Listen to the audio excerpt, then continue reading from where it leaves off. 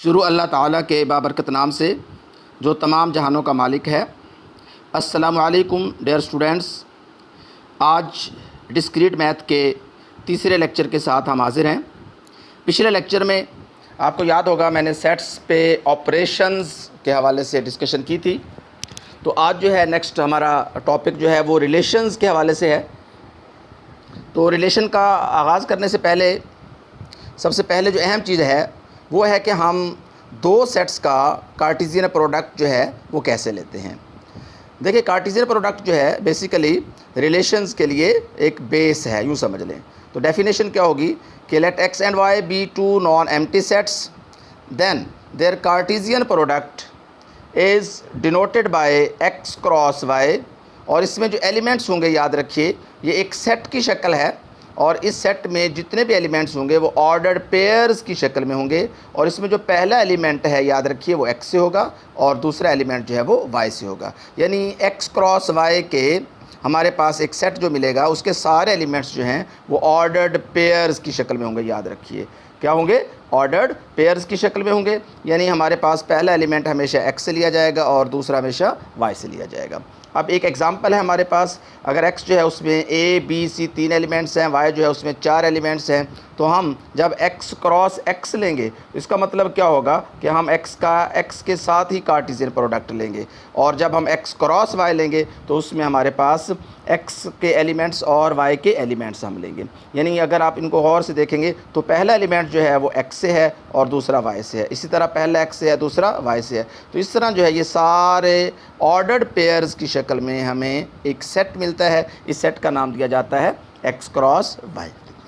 इसी तरह दूसरी एग्जांपल जो है हमारे पास, अगर हम आर स्क्वायर की बात करें तो जो आर स्क्वायर है बेसिकली वो है आर क्रॉस आर का कार्टेशियन प्रोडक्ट।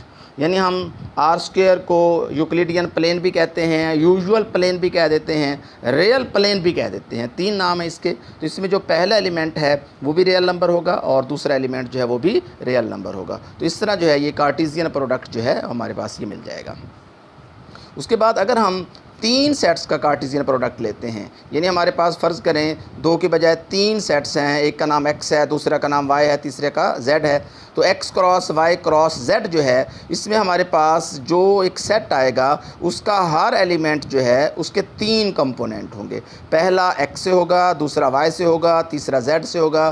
तो इस तरह जो है हमारे पास कार्टेशियन प्रोडक्ट जो है तीन सेट्स का जब हम लेंगे तो उस सेट के अंदर जितने भी एलिमेंट्स होंगे हर एलिमेंट की शक्ल जो है वो ऑर्डर्ड ट्रिपलेट्स की शक्ल में होगी। यानी उसमें तीन कंपोनेंट्स होंगे। और उसके बाद याद रखिए, कार्टेशियन प्रोडक्ट जो है आप x क्रॉस y का लेकर बाद में z के साथ लें या x का y और z के साथ आप कार्टेशियन प्रोडक्ट लेंगे तो आंसर जो है क्या होगा? सेम होगा। उसके बाद ये कार्टेशियन प्रोडक्ट के कुछ रूल्स हैं। ये यूनियन के लिहाज से एक रूल है। यहाँ यूनियन जो है आप यूँ समझ लें, कार्टेशियन प्रोडक्ट जो है उसको दो हिस्सों में वो बना देता है। इसी तरह इंटरसेक्शन जो है उसकी वजह से भी दो हिस्से बन जाते हैं। और इसी तरह जो है अगर आपके पास चार सेट्स हैं उनको आप इंटरसेक्शन की मदद से कार्टेशियन प्रोडक्ट लेते हैं तो ये रूल होता है। यानी ये तीन सेट्स जो हैं उनकी कार्टेशियन प्रोडक्ट लेते कैसे हैं और उनमें कुछ रूल्स हैं, ये उनकी बात की गई है। उसके बाद हमारे पास नेक्स्ट होगा कि रिलेशन क्या है basically, what is a relation from x to y। अब रिलेशन जो है वो क्या होगा, सुने कि x और y जो है हमारे पास टू नॉन एम्प्टी सेट्स हैं। तो रिलेशन जो है बेसिकली उसका सिंबल जो है वो कैपिटल R है। ये आप स्मॉल r भी ले सकते हैं, कोई फ़र्क नहीं पड़ता। ये क्या है? एक रिलेशन जो है from x to y is a subset of x cross y। यानी आप यूँ समझ लें कार्टेशियन प्रोडक्ट जो है वो x क्रॉस y आपने ले लिया, उसका आप कोई भी सबसेट लेंगे तो उस सबसेट को हम क्या नाम देते हैं? रिलेशन।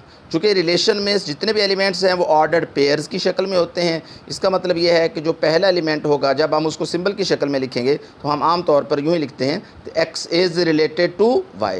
यानी x is related to y का मतलब ये है कि ये जो x और y एक एलिमेंट है ये उस रिलेशन का एक एलिमेंट है और वो जो रिलेशन है वो x cross y Cartesian product का सबसेट है। तो हमारे पास जो है आम तौर पर ये रिलेशन जो है इसको हम नाम देते हैं बाइनरी रिलेशन भी कह देते हैं, सिंपल रिलेशन भी कह देते हैं। उसके बाद नेक्स्ट हमारे पास एग्जांपल्स हम लेंगे।